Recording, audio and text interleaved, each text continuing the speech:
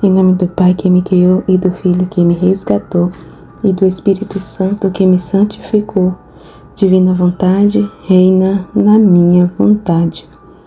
Leitura da vida de São José, revelada à abadesa Maria Cecília Bage. Os preparativos para o nascimento de Jesus. Estando próxima a época em que Jesus deveria nascer, José refletia sobre como deveria portar-se durante aquela ocasião e sobre o que deveria ser feito em termos de preparativos. Ficava cada vez mais solícito e prestativo, e seu coração se inflamava de amor e desejo de ver logo presente o Messias prometido, pelo qual tanto suplicara a Deus. Perguntava frequentemente a Maria como fazer e como preparar-se para o seu nascimento. Ela lhe respondia que das coisas necessárias para o evento já havia preparado todos os panos de linho imprescindíveis. O santo decidiu então fabricar um pequeno berço que servisse para o repouso do unigênito. E dizia a Maria que não desejava contrariá-lo naquela empreitada. É bem verdade, Maria, que nossos braços seria o melhor leito possível para o Divino Redentor. Mas mesmo assim, devo também providenciar o berço para que ele lá repouse durante a noite, ou até mesmo durante o dia, quando estivermos ocupados com nossos afazeres. Ele empenhou então todos os seus conhecimentos profissionais de artesão para que o pequeno berço ficasse bonito e cômodo. Durante a fabricação da peça, o santo chorava lágrimas de alegria só de pensar que fabricava algo que iria servir ao menino Jesus. E dizia muitas vezes para si mesmo: e é nesta pequena cama, tão simples e tão pobrezinha, que irá descansar o Rei do céu e o Senhor do universo. E assim pensando, passava para aquele estado de êxtase e seu espírito se inundava de alegrias, participando dos altíssimos mistérios da vida do Deus encarnado. Retornando a si, ia ter com Maria e lhe contava tudo, quando então, em conjunto, agradeciam a Deus pelos contínuos favorecimentos que lhes fazia. Depois disso, voltavam às suas tarefas. Maria já tinha conhecimento de como seria o nascimento de seu filho, de toda a pobreza envolvida na ocorrência e de que tudo aconteceria sem a menor comodidade e até mesmo com carência de coisas absolutamente necessárias. Contudo, nada disso comentou com José, pois sabia ser essa a vontade do Senhor. Ele, por seu lado, acreditava que o nascimento se daria naquela casa onde habitavam e tratava de providenciar o que julgava necessário. Tais preparativos agradavam sobremaneira a Deus e muito especialmente a Maria, que de sua parte testemunhava constantemente a gratidão de José.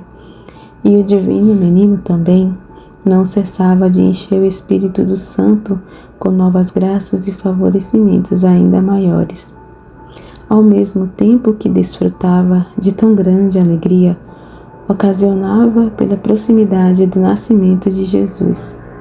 José tomou conhecimento de um edital do imperador romano que ordenava a todos os súditos que se registrassem em suas cidades de origem e que mais uma vez se reconhecessem como submetidos a Roma. O aviso preocupou e aborreceu o santo, pois ele deveria dirigir-se a Belém, de onde era sua família, com exceção de seu pai. Ele se dirigiu imediatamente a Maria e lhe relatou a respeito daquela publicação oficial. Eles se lamentaram e preocuparam pela necessidade de terem de realizar a viagem naquela estação tão severa do ano, especialmente porque Maria já estava prestes a dar à luz. Ela, entretanto, procurou confortar seu marido, lembrando de que deveriam estar sempre prontos para atender às instruções divinas e reconhecer naquela ordem do imperador verdadeiramente um comando do Rei Supremo. José se mostrou resignado com essas palavras, mas se viu em situação bastante divina, aflitiva. Não aceitava a ideia de deixá-la sozinha e não queria estar ausente durante o parto. Por outro lado, levá-la seria problemático, pois temia por ela durante o longo percurso. E poderia também acontecer de que tivesse o parto durante a viagem, fora das comodidades de sua casa, fato que representaria sério problema. Depois de muito conversarem a respeito, decidiram ouvir qual seria a vontade de Deus nesse sentido. Maria lhe disse o que sentia intuitivamente, ou seja, que ela deveria acompanhá-lo, fosse quais fossem os problemas envolvidos. E essa posição ia também de encontro às ideias de José. Naquela noite, o anjo apareceu para o santo e lhe disse que eles deveriam seguir o que haviam combinado, pois essa era a vontade do Senhor. José ficou muito satisfeito com a notícia e contou logo para Maria, que também muito se alegrou de sua parte. E ambos renderam então graças ao seu Deus. José disse a ela: tenho como certo de que o Verbo encarnado não virá à luz até que tenhamos retornado à nossa casa, pois é sua vontade que me acompanhes a Belém, e não é de acreditar ser seu desejo nascer fora de casa. Embora tenhamos lá muitos parentes e amigos que nos acolherão amavelmente, creio não ser seu desejo vir ao mundo lá, mesmo porque muitos fatos maravilhosos e miraculosos acontecerão no dia do seu nascimento. Maria não respondeu. Inclinou levemente sua cabeça e disse que, havendo já o Redentor determinado o local e a maneira do seu nascimento, a eles competia somente estarem preparados para recebê-lo e adorá-lo nesse lugar, e que ela deveria tão somente levar os necessários panos de linho que havia confeccionado. Ao santo nada mais restava que se submeter às ponderações prudentes de sua esposa, das quais reconhecia a propriedade, mas se afligia de qualquer maneira em pensar que o Messias, nascendo fora de casa, iria passar por muitos inconvenientes, até mesmo em virtude da severa estação do ano em que se encontravam. E dizia para o Verbo encarnado: ó meu Deus, feito homem para nos salvar, que eu não vos veja nascer fora de nossa casa, sofrendo de frio e com desconfortos. Dai a mim tais agruras e incômodos. Concedei-me a graça de nascer depois de nosso retorno, quando então poderei providenciar tudo o que vos seja necessário, e a vossa santificada Mãe, caso contrário, como poderei agir nesse sentido, e como aguentará meu coração todas as atribulações advindas? O santo temia que o Redentor pudesse e até mesmo desejasse nascer fora de casa, em razão das palavras ditas por Maria nesse aspecto. De qualquer forma, o fato lhe parecia muito estranho. De outra parte, tinha esperança de que tal não acontecesse, e a dúvida o angustiava e o preocupava. Por um lado, muito lhe agradava a companhia de sua esposa, mas por outro se amargurava com seu eventual desconforto e sofrimento durante o percurso. E ele desabafava suas preocupações com ela, que sempre o confortava e animava. Acertado o dia da partida, saíram de viagem, tendo já realizado suas preces e orações, para que Deus os protegesse e a amparasse durante o percurso a fazer. José dizia: ó, temos permissão de viajar com segurança e alegres, pois levamos juntos o Verbo encarnado. Quem imaginaria que tu conduzes o grande Filho de Deus em teu ventre? que grande tesouro temos a aventura de levar conosco. Maria permanecia muito concentrada e contemplava aquela grandeza de seu Filho divino e se preparava para o parto que sabia estar bem próximo. Tratava com ele e realizava atos de gratidão em seu louvor, de agradecimentos e de amor que tinha por convenientes e que lhes eram sugeridos por seu coração. Fazia muitos pedidos em favor da humanidade em geral, mesmo antes que ele saísse de suas entranhas. E José se maravilhava ao vê-la nesses profundos e concentrados silêncios. E Deus não tardou em fazê-lo, ciente do fato de que sua esposa, mais que nunca, confabulava intimamente com o Verbo divino, prestes a deixar seu ventre virgem humano, motivo pelo qual aproveitava ela ao máximo aquela união tão particular e tão estreita, e se preparava assim para a grande ocasião do parto. José, entendendo tudo isso, chorava de alegria.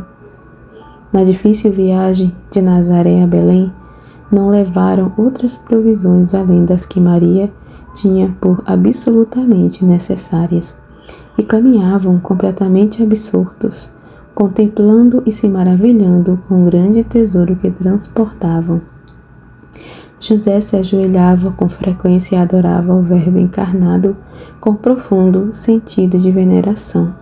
Seu coração se encontrava em meio a um mar de alegrias, embora tomado de forte sentimento de dor por ver os sofrimentos que Maria deveria enfrentar naquela tão severa estação do ano e na viagem tão difícil. Aves apareciam para cantar harmoniosamente com eles os cânticos de louvor que entoavam para o Criador. Tudo isso era de muito agrado para o santo, embora tivesse também de passar por alguns dissabores durante a viagem. Com frequência encontravam outros homens em viagem pelo mesmo motivo que José, e alguns deles o trataram como se fosse irresponsável por levar sua esposa junto, já em evidente ocasião de parto, não faltando até mesmo os que o nominassem de indelicado e impiedoso até. O santo não lhes dava respostas, mas as acusações o envergonhavam. Sobremodo, esse sacrifício ele oferecia ao Senhor, tudo tolerando com grande paciência, sem quaisquer ressentimentos com as pessoas. Uma vez passados os incidentes, Maria o confortava e o animava a sofrer ainda mais pelo Verbo encarnado, e dizia então: Santo, ó minha querida, essas pessoas me tratam assim com toda razão, mas desconhece o tesouro que levas contigo e também que eu, ao levar-te comigo, atendo à vontade divina. Mesmo assim, suas palavras me ferem como se fossem espada, pois vejo muito bem todos os teus sofrimentos. Ela, todavia, lhe assegurava estar muito satisfeita em poder sofrer, pois assim estava atendendo à vontade de Deus. Fato que tranquilizava José. Não faltavam também pessoas que tentassem pressionar no sentido do retorno de Maria e para que José prosseguisse a viagem sozinho, pois afirmavam ser uma irresponsabilidade total permitir que ela, no estado em que estava, o acompanhasse durante o resto da viagem. José, embora afrontado, não lhes respondia. Maria, de sua parte, inclinava levemente a cabeça e agradecia aquelas pessoas. E todas elas terminavam por envergonharem-se e por admirarem sua firmeza de propósitos. Ela então orava para seu Filho divino por todas elas e pedia que ele lhes concedesse luz e graças em seus espíritos, além de uma boa viagem. E assim todas foram favorecidas. Maria e José realizavam frequentes paradas em sua caminhada, quando então cantavam louvores ao Verbo encarnado. José, olhando os campos, dizia: Maria, minha querida, Tudo que vemos foi criado por esse Deus que levas em teu ventre. Por isso, peço-te que cantes hinos de louvor em meu nome, reverenciando as suas infinitas sabedoria e criatividade. Maria atendia ao seu pedido e cantava, com extrema doçura, cânticos que levavam o santo a um daqueles seus estados de êxtase profundo. Muitos foram os sofrimentos e atribulações passados por Maria e José durante a viagem, causados pela sua extrema pobreza e pelas agruras da estação do ano. Todavia, foram também muito grandes as alegrias causadas em seu espírito pelo Verbo divino, sendo que mesmo frente a todos os sofrimentos, eles se mostravam sempre contentes e satisfeitos, pois estavam cumprindo com as vontades do Senhor. Os habitantes de Belém rejeitam o casal. Tendo eles chegado a Belém, renderam logo conjuntamente suas graças ao Senhor, que até lá os havia conduzido com segurança e felicidade.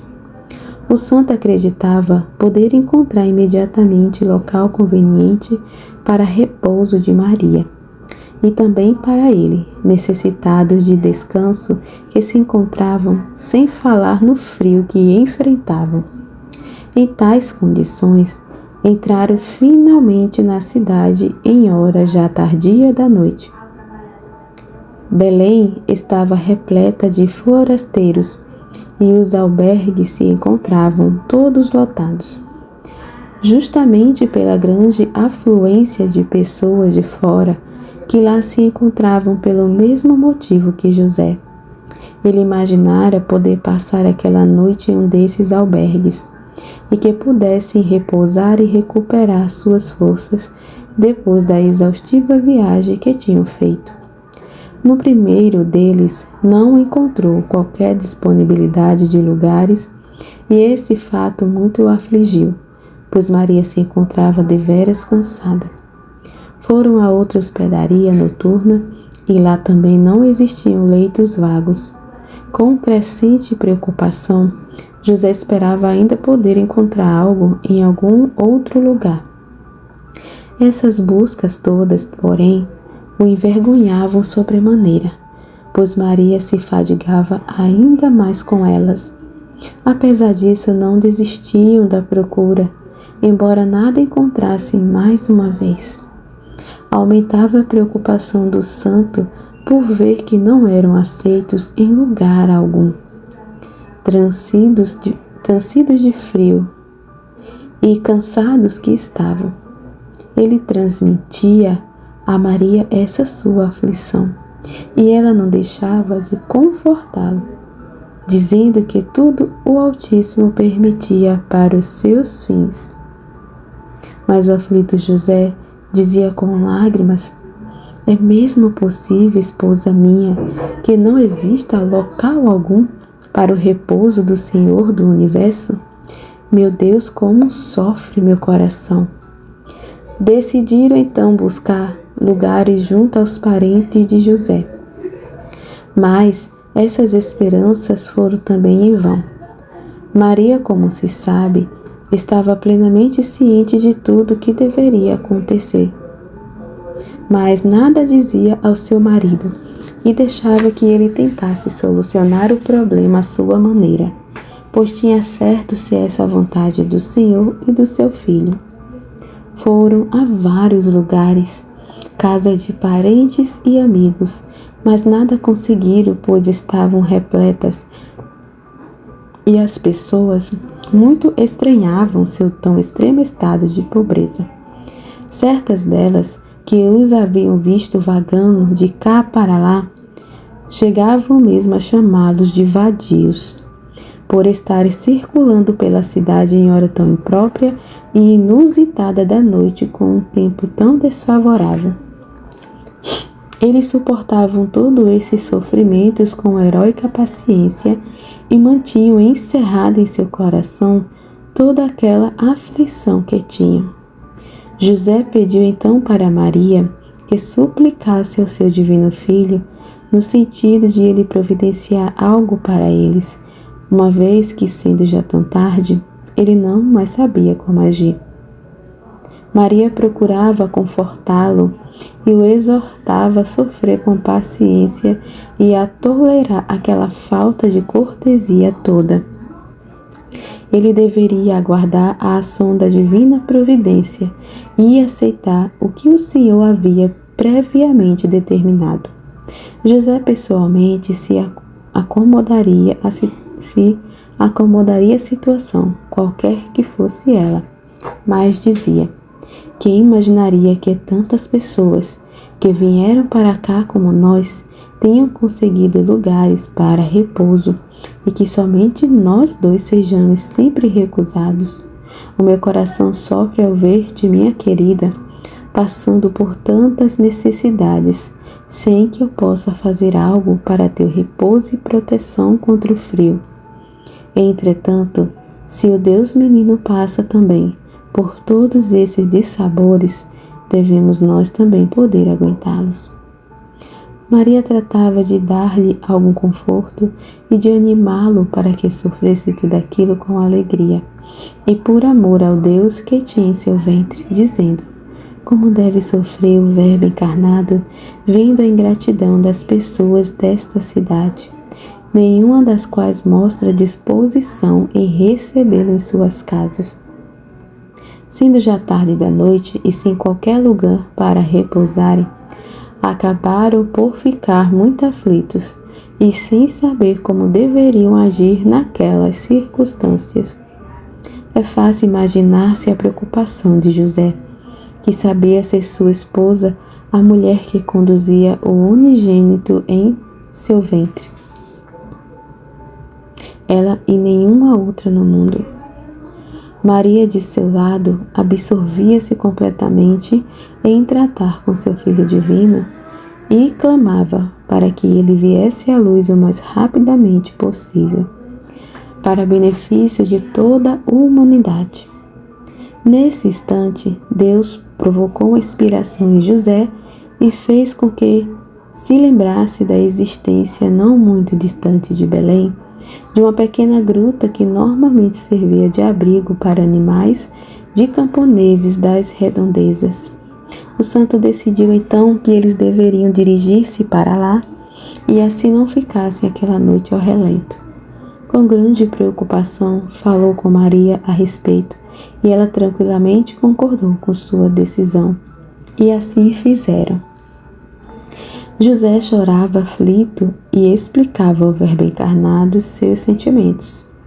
Ó meu divino Redentor, quem diria imaginar que vós e vossa divina Mãe fossem reduzidos a um tal estado de pobreza, sem mesmo lugar para repousarem em privacidade, e que viessem a ser obrigados a pernoitar em abrigo destinado a animais. Com certeza as minhas culpas e minha incapacidade são as causas de tão grande dignidade e tão grandes sofrimentos. Mas o Verbo Divino consolava, e também a sua Divina Mãe, iluminando-os interiormente para que sofressem, reconhecendo-se essa sua vontade para aquela ocasião. Chegados à procurada gruta, encontraram-na vazia e desocupada. Ao entrarem, sentiram-se subitamente alegres, como se estivessem em algum palácio. José pôde, então, imediatamente reconhecer a vontade de Deus em tudo aquilo. Juntos renderam graças ao Senhor e seus corações se encheram de júbilo. Ali se restabeleceram e se fortificaram e louvaram ao seu Deus, admirando e respeitando suas acertadas decisões. José manifestou a Maria a grande alegria que tinha, e ela nisso viu motivos para animá-lo a sofrer, sempre com satisfação, pois que Deus tanto os favorecia.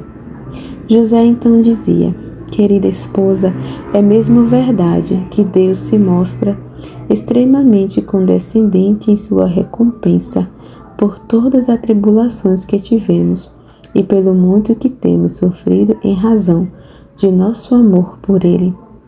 Quero que ele venha a ser conhecido, reconhecido e venerado por todos. Entretanto, ao vê-lo assim rejeitado, e que tu, escolhida que foste para sua mãe, também foste recusada por aquelas pessoas, objeto de respeito, consideração e amor que deverias ser. Então me vejo tomado de forte sentimento de dor e de revolta, vendo tão grande falta de consideração e tão imensa ingratidão por parte delas. De minha parte, nada tenho a queixar-me, pois sou merecedor de tudo isso, mas que tais atitudes tenham sido dispensadas a ti e ao teu divino Filho, parece-me inconcebível mesmo. Meu único consolo é pensar que tudo tem acontecido em razão da vontade do Senhor e de suas inexplicáveis finalidades, conforme sempre tenho ouvido de ti. José teve então por bem acender algum fogo para aquecer sua esposa, e o fez da melhor maneira ao seu alcance, dentro daquela miséria e pobreza que os caracterizava, confortado e resignado por ser aquela vontade de Deus. E ele o bendizia e o louvava continuamente no interior de seu coração. O nascimento de Jesus. Maria e José passaram algum tempo em colóquios religiosos e sentiam-se já algo recuperados em suas necessidades, dentro do que aquela sua pobreza permitia. Quando então ela se retirou para o canto da gruta para passar a noite em orações e em sagrados colóquios com Deus, José fez o mesmo e permaneceu descansado sobre o chão, uma vez que não tinha qualquer outro conforto disponível. Sua esposa se encontrava totalmente concentrada e absorta em elevada contemplação, e já havia compreendido ser chegada a hora em que deveria nascer o Redentor, e se mantinha observando o grande mistério. José adormecera após suas orações, e em seu sono sonhava que o Redentor nascia ali mesmo naquela gruta, e que 2 animais viriam aquecê-lo com seus hálitos quentes. Terminado esse sonho, e já no meio da noite, o anjo lhe falou novamente: José, levanta-te rapidamente e adora o Redentor do mundo, pois ele já nasceu. Simultaneamente, ele se fez ouvir através de seu choro de criança. O santo se levantou de súbito, comovido e alegre, embora também triste, uma vez que o nascimento o encontrara dormindo. Viu logo o recém-nascido Salvador. Sua fisionomia irradiava uma claríssima luz, mais brilhante mesmo que a do sol, e a gruta toda se iluminara com grande esplendor. José se colocou de joelhos aos pés do divino menino e o adorou com seu rosto colado ao chão. E, dada a imensa alegria que tinha, não sabia o que dizer e como comportar-se. Seus olhos lacrimejavam profusamente de alegria, embora também com tristeza, por ter o Verbo encarnado nascido em meio a tanta pobreza, e porque ele nada podia ter feito para evitá-lo. Realizava todos os atos possíveis de adoração, veneração e gratidão pelo nascimento de Deus, que deveria redimir e salvar a humanidade.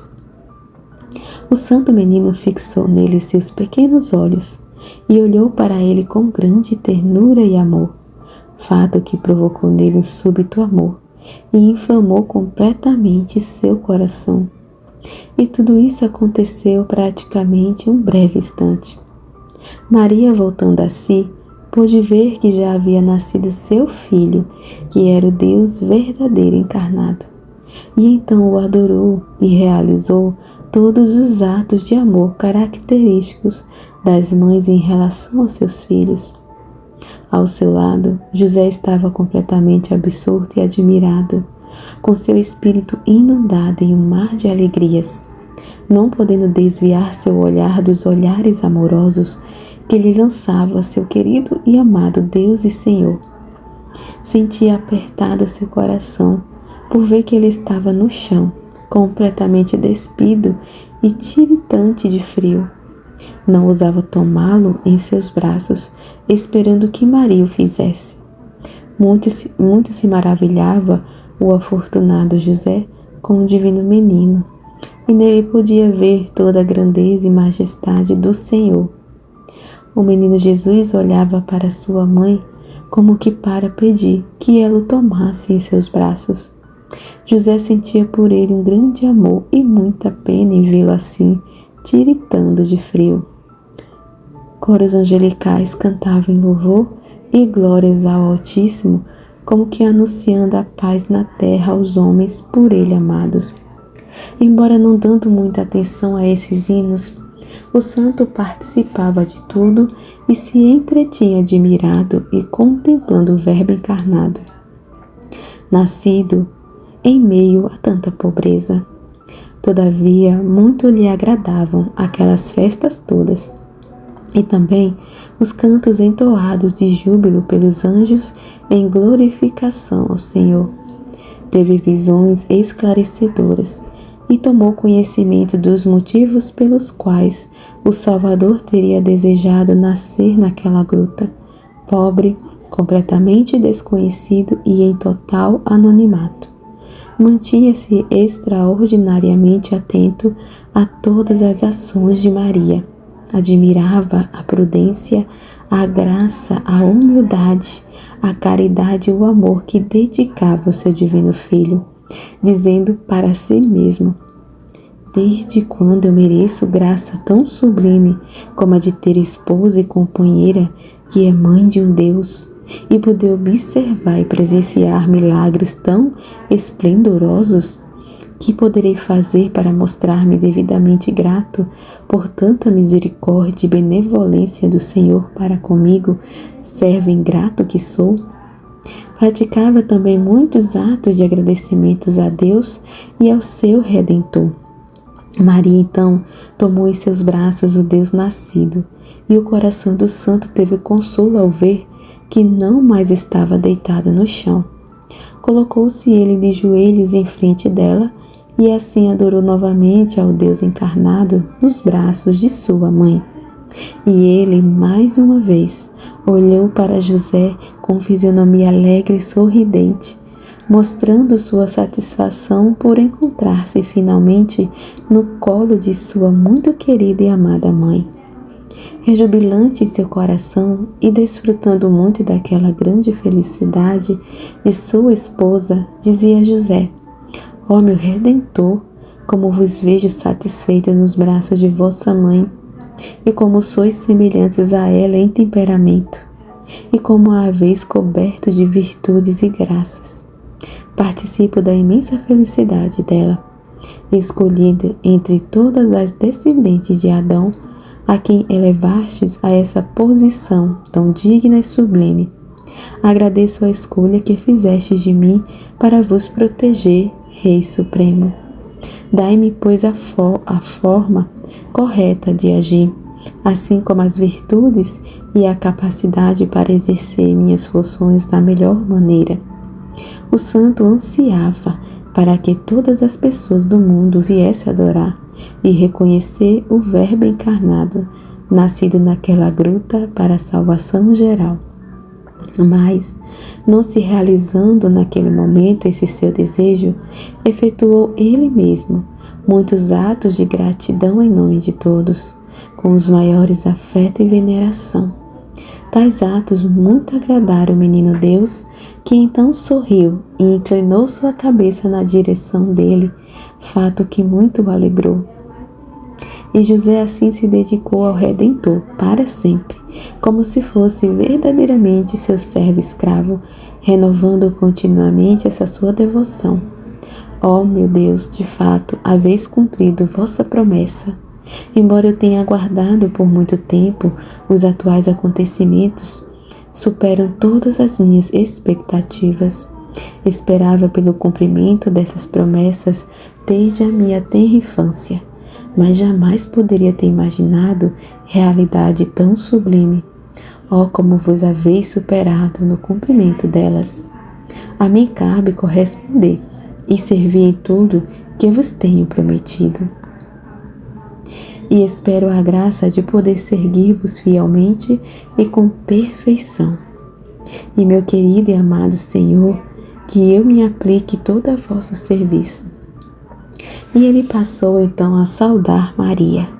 Não te dizia eu, minha querida, que o Redentor seria de beleza tão rara que encheria nossas almas de imensa alegria? E sua majestade e afabilidade nos conduzem a amá-lo e reverenciá-lo. Maria se alegrava vendo seu marido tão contente e agradecido ao Deus menino. E ambos então se uniram em louvores. E ela compôs novos cânticos para o Salvador nascido. Enquanto isso, ele permanecia repousando em seu colo, mostrando-se extraordinariamente satisfeito.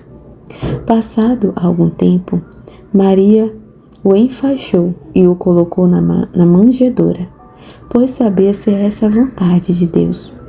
Nessa ocasião, 2 animais se aproximaram e, por orientação divina, passaram a aquecer o Salvador com seus bafos quentes. Era um boi e um jumento das redondezas. O fato causou grande surpresa a José, que se encontrava ainda ajoelhado, adorando. E ele pôde então contemplar mais um grande mistério que provocava maravilhosos sentimentos em seu espírito. Depois também, pastores se aproximaram, enviados pelo anjo, e passaram a adorar e venerar o Santo Salvador. E José se surpreendia vendo aqueles homens simples assim agirem, embora ele se encontrasse naquele lugar tão pobre e miserável. Admirando as grandes obras do menino Jesus, o santo apreciava cada vez mais sua pobreza, pois notava que ela muito agradava ao Redentor. Observou também que a visita dos pastores foi de grande agrado para ele e pôde entender seu amor pela simplicidade e pelos simples. Ele que era dotado de tanta sabedoria e majestade. E dizia: os sentimentos do Senhor são diferentes dos das demais pessoas, que nada mais conhecem e apreciam que não sejam as futilidades, as riquezas e o luxo. Vê-se perfeitamente que ele veio para a difusão de doutrina totalmente diferente daquelas que são praticadas. Mas serão muito poucos os que o seguirão e a praticarão. Mas eu terei a felicidade de segui-la, pois tive a grande sorte de ser eleito seu protetor e de conviver com ele. Seguirei seus exemplos, ouvirei seus ensinamentos e espero tornar-me bom discípulo. Os pastores olhavam e adoravam o Redentor e se mostravam imensamente alegres, desfrutando aquela doçura do seu Deus. E o santo foi então levado a um daqueles seus êxtases, no qual lhe foram revelados altíssimos mistérios envolvendo o nascimento do Salvador naquela tão pobre gruta. Voltando a si e tendo adorado novamente, notou que os pastores partiam para seus rebanhos, muito alegres e satisfeitos. José decidiu-se então por ir à cidade, a fim de providenciar alimentos para Maria e para ele mesmo. Ela se encontrava ajoelhada, contemplando o Verbo divino encarnado, e ele a aguardou algum tempo para solicitar-lhe seu acordo em partir. Ela então se levantou e tomou novamente em seus braços o menino Jesus, ocasião em que José pôde falar-lhe. Ajoelhou-se, solicitou a bênção do Salvador e o beneplácito de Maria, no que foi atendido. E então partiu para adquirir os alimentos necessários, embora se sentisse muito relutante em deixar o amado menino. Andando, voltava-se continuamente em direção à gruta, onde deixara seu amado tesouro, e Maria permaneceu e deleitou-se com os colóquios que tinha com aquele seu tão amado filho. Conforme suas condições o permitiam, o santo providenciou o que julgava ser necessário e retornou apressadamente à gruta para ver novamente seu Redentor. Realizou contínuos atos de amor e gratidão. Ora chorava pelos sofrimentos do menino, ora ria de alegria pelo nascimento, pelo qual havia ansiado durante tantos anos. Chegando ao local, adorou novamente ao Deus menino e saudou carinhosamente Maria, sendo por ela recebido com especial afeto. Ela agradeceu a sua solicitude e José externava o amor e prazer tidos em poder servir a ela e ao menino Deus. Afirmava estar constrangido por em sua tão grande pobreza não poder efetivar tudo o que desejaria, dizendo: tudo o que faço é somente movido pelo meu grande amor e pela vontade de servir. E Maria se mostrava muito grata por tudo e suplicava ao seu Filho Divino para que concedesse novas graças ao seu marido. O santo preparou uma refeição frugal e ajeitou um lugar para que sua esposa pudesse sentar-se, ter algum repouso e convalescer, pois estava muito fadigada em razão do cansaço da viagem e da infrutífera procura de lugar nos albergues da cidade. O santo havia providenciado na cidade e na volta os materiais de que necessitava para confeccionar um assento para Maria e também para que pudesse acender algum fogo no interior da gruta. Tudo naturalmente dentro de suas parcas possibilidades. O Senhor lhe havia concedido o poder adquirir pelo menos os mínimos indispensáveis para que eles pudessem manter-se durante algum tempo no local. Tempo esse que seria objeto da determinação divina. Dessa forma, José se sentia muito grato e, embora nada mais pudesse fazer pelo momento, tinha para si que habitasse suntuoso palácio, pois ali estava toda sua fortuna, seu imenso prazer, seu tesouro, sua verdadeira riqueza e toda a felicidade que poderia ter em seu coração.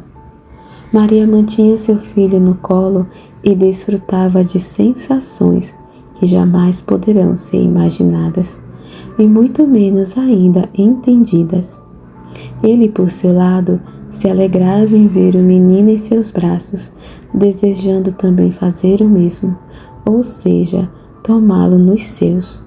Mas com se julgasse indigno, não ousava pedir isso a Maria. Somente confabulava com Deus interiormente, dizendo: ó Deus encarnado, é grande o desejo que tenho em poder apertar-vos em meus braços. Mas no colo de vossa mãe estáis muito confortável e alegre. Sei que não devo privar-vos dessa satisfação.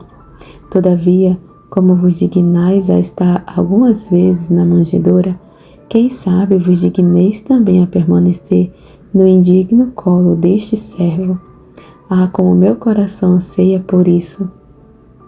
Embora me saiba indigno, vos peço a graça em nome e mérito de vossa mãe, minha querida Maria. Confortai, pois, este vosso servo, que vos ama tanto, anseia por vós e vos aguarda. O menino Jesus se alegrava muito com tais desejos de José e com suas solicitações. Maria, que penetrava todos os anseios dele, rezava e pedia para o Salvador que os atendesse. E ele não tardou em confortar o desolado José, manifestando seu desejo de estar com ele. E assim Maria o fez, com muito gosto, pois que ele merecia. O santo recebeu o menino Deus ajoelhado e o apertou fortemente em seu peito. Colocando sua cabecinha no ombro do santo, fez com que ele sentisse a plena satisfação em seu espírito e tivesse mesmo a impressão de guardar o maior tesouro do paraíso em seus braços, o que de fato acontecia.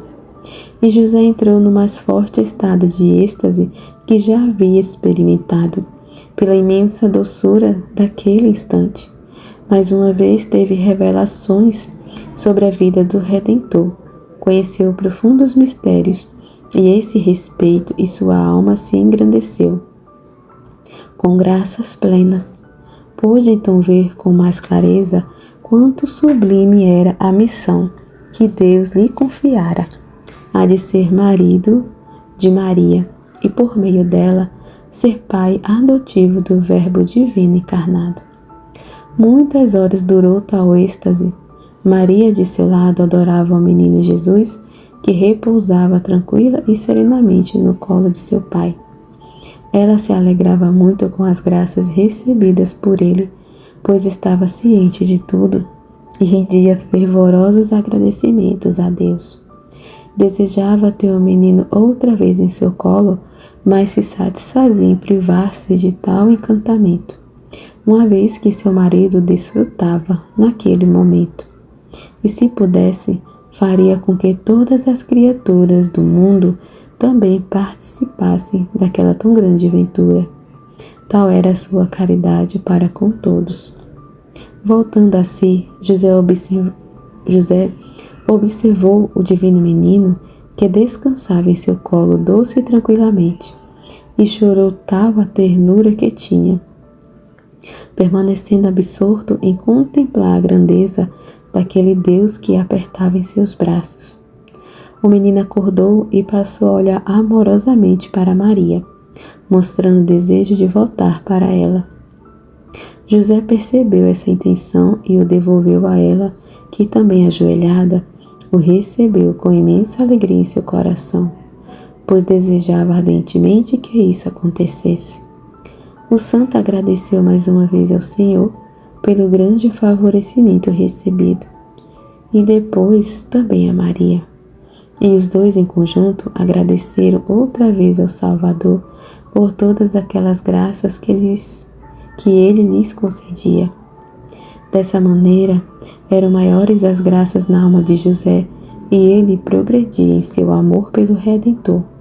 Tomava-o constantemente em seus braços, desejando assim permanecer para sempre. Entendia agora todas as coisas claramente e rendia suas graças ao amado Senhor. E Maria, que de tudo já sabia, também entoava tais agradecimentos em nome dele. Muitas vezes o menino Jesus fixava seu olhar em seu pai adotivo e, sorrindo, fazia com que ele sentisse sua voz. José, meu querido, tanto te amo e quanto sou grato por sua servidão e pelo teu amor. Depois de minha tão querida mãe, és mesmo a criatura que mais amo. A alma de José se desfazia em alegria, ouvindo essas palavras, e era tomado por intenso amor e grande gratidão. E agradecia frequentemente, dizendo: ó meu querido Jesus, és o único objeto de meu amor. És toda minha riqueza, minha alegria, minha vida e minha paz. Depois de ti, amo tua mãe como a mais santa e mais digna de todas as criaturas atuais ou futuras. Eu a amo como cheia de virtude que é, de graças, esposa e companheira, por mim recebida somente em razão da infinita bondade divina. Amo também todas as demais criaturas, como sendo elas fruto de obra do trabalho de Deus, e as amo em ti, que és minha vida e minha verdadeira fortuna. Jesus se alegrava muito com essas manifestações de seu Pai querido e mostrava seu contentamento olhando-o com amor e enchendo seu coração de alegria e satisfação. Dessa forma, o santo, naquela gruta tão pobre e miserável, vivia alegremente com a divina mãe e o divino menino. Alimentava-se muito frugalmente em razão daquela sua tão extrema pobreza. Muito frequentemente eram visitados pelos humildes pastores que, vendo-os em tal estado, deles se compadeciam e lhes davam alimentos para que se alimentassem. Eles aceitavam aquelas ofertas com muita humildade, tomando somente aquilo que lhes fosse estritamente indispensável e nada mais. Nos primeiros dias após o nascimento do Salvador, comiam muito espaçadamente, pois na maior parte das ocasiões permaneciam em elevada contemplação da natividade do unigênito. Sua rara beleza, graciosidade, gentileza e docilidade os haviam tomado por completo, e eles, saciados espiritualmente, também assim se sentiam, em termos corporais, como se estivessem fartamente alimentados, totalmente concentrados que estavam na contemplação do Redentor. Parecia-lhes não poderem cuidar de quaisquer outros assuntos que não fossem de sua grande alegria com a presença física daquele seu tão amado e desejado Deus. José, com toda a solicitude, cuidava do provimento das necessárias condições de vida para que a Divina Mãe não sofresse. E tanto nesse sentido como nos demais, mostrava-se extraordinariamente atento e jamais faltava com suas obrigações. E assim ele se portou durante todo o tempo de sua permanência naquele local, especialmente nos 8 dias que antecederam a circuncisão do menino Jesus, ato que, conforme rezava a lei mosaica, deveria ser efetivado 8 dias após o nascimento. Fiat.